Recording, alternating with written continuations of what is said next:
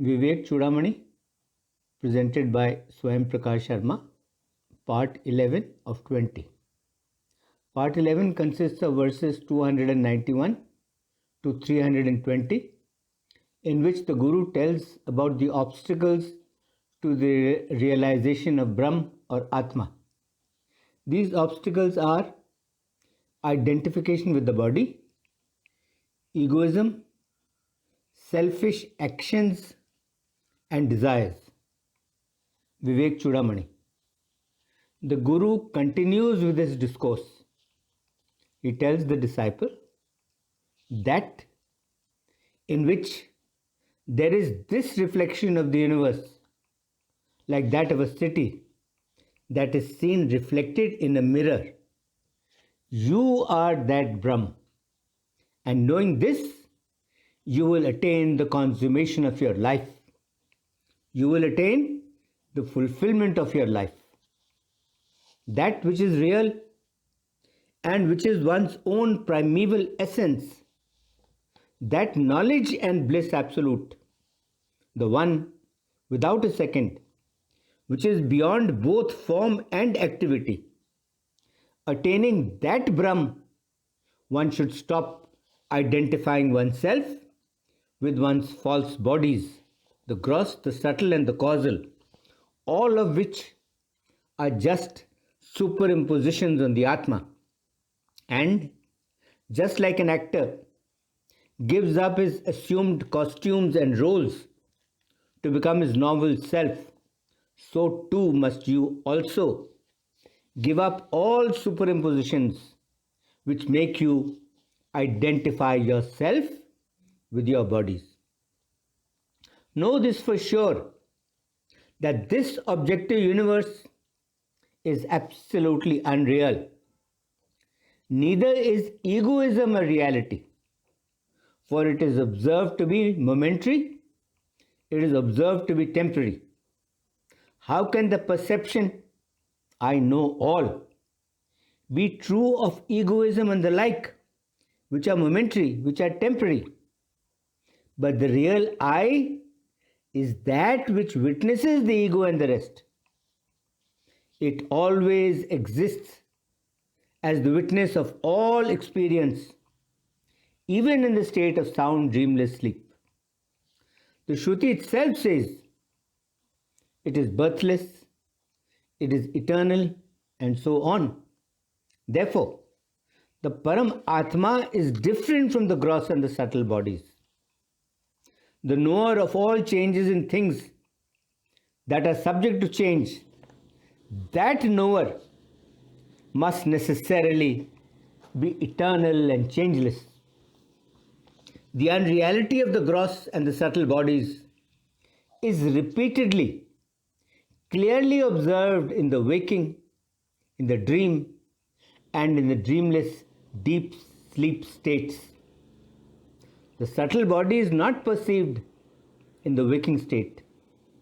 The gross body is not perceived in the state of dreams. While in the state of dreamless sleep, neither the gross nor the subtle body is perceived. Therefore, all these bodies are unreal.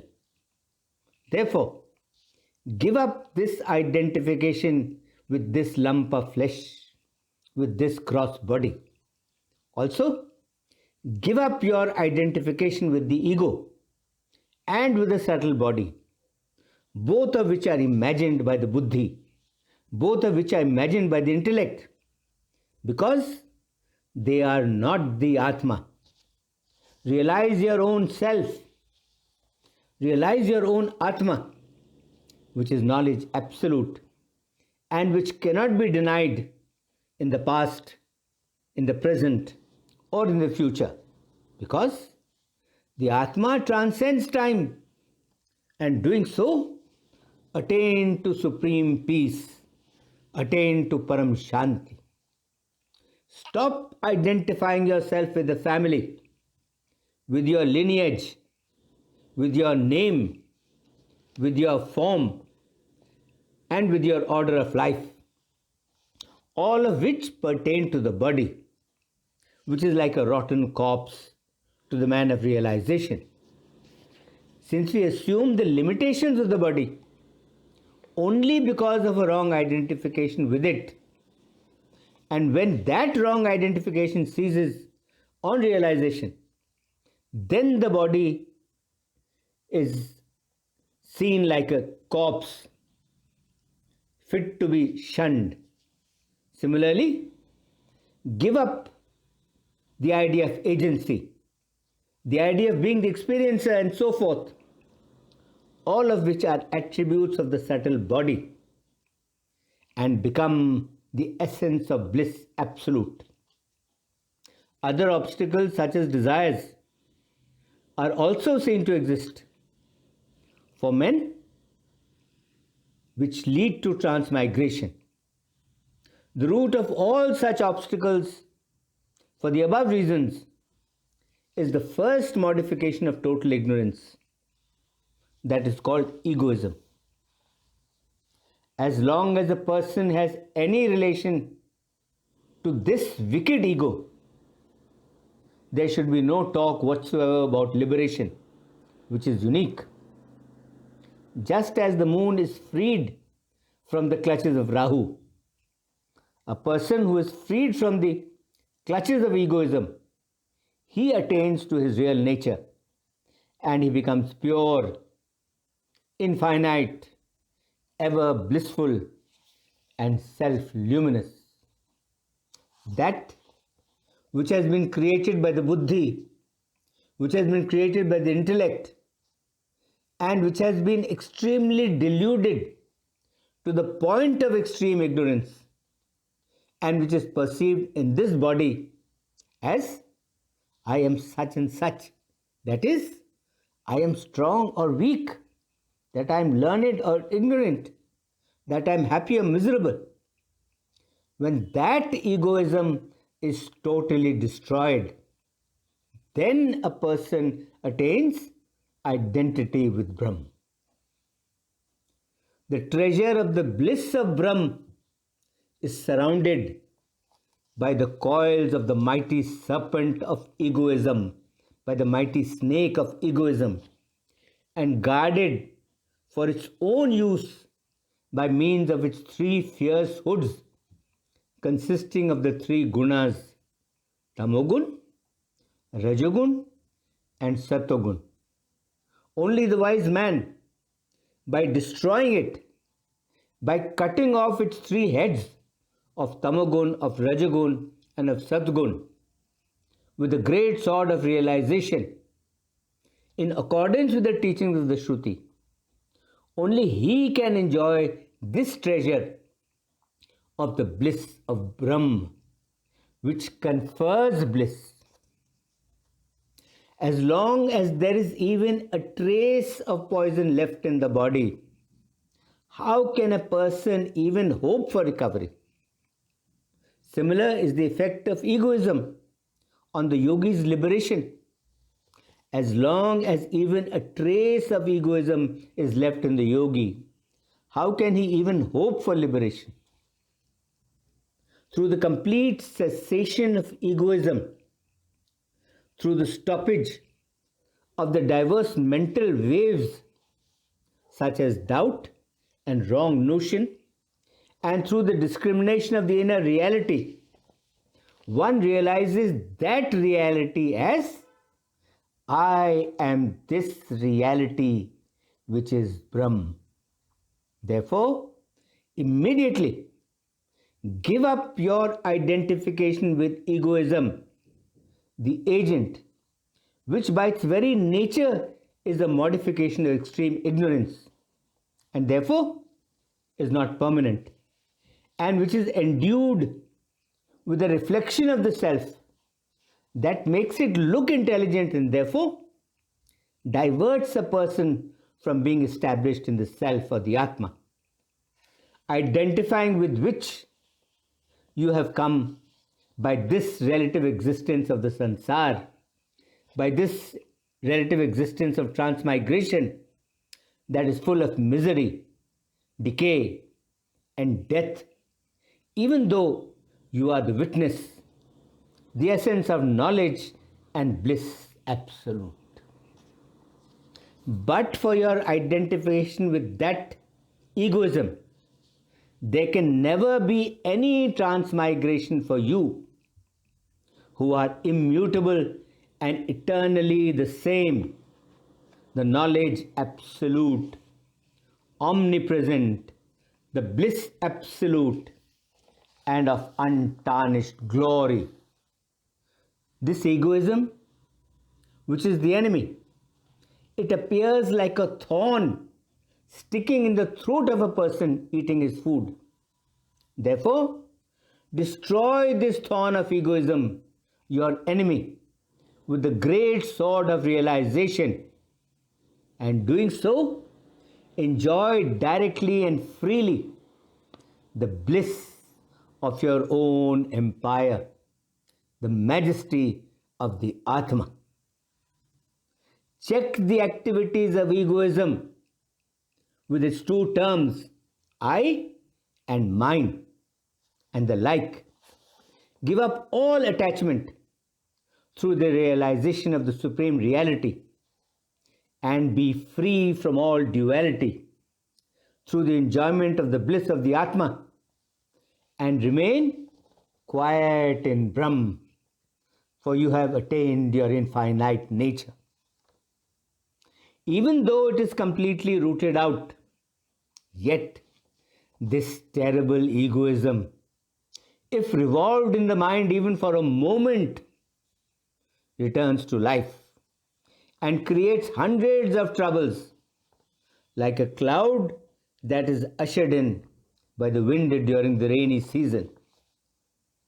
When you overpower this enemy of egoism, make sure that you do not give it even a moment's respite by thinking about the sense objects.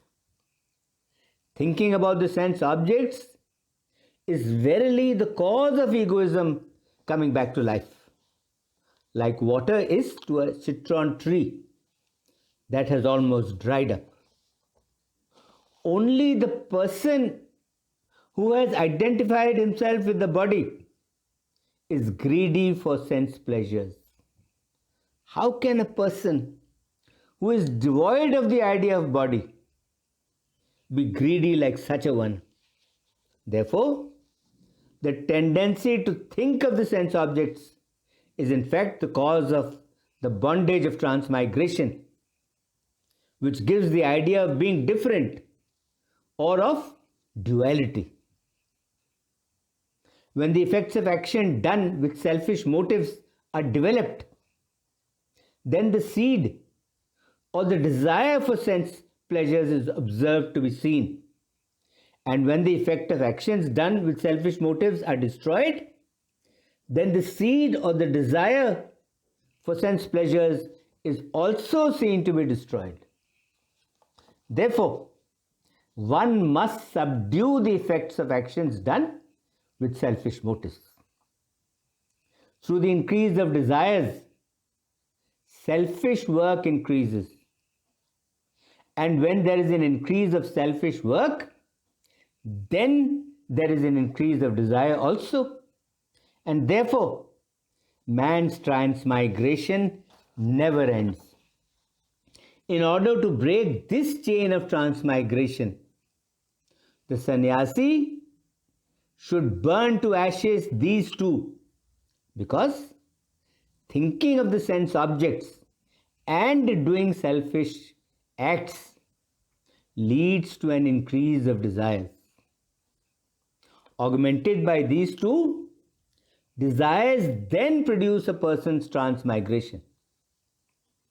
The way to destroy these three, selfish work, dwelling on the sense objects, and the hankering after them, lies in looking upon everything under all circumstances, always and everywhere, and in all respects, as Brhm and Brhm alone. Through the strengthening of the longing to be one with Brhm, these three are eliminated. With the cessation of selfish action, the brooding on the sense objects is stopped. And this is followed by the destruction of desires. The destruction of desires is liberation. And this is considered to be liberation in life. This is considered to be Jivan Mukti.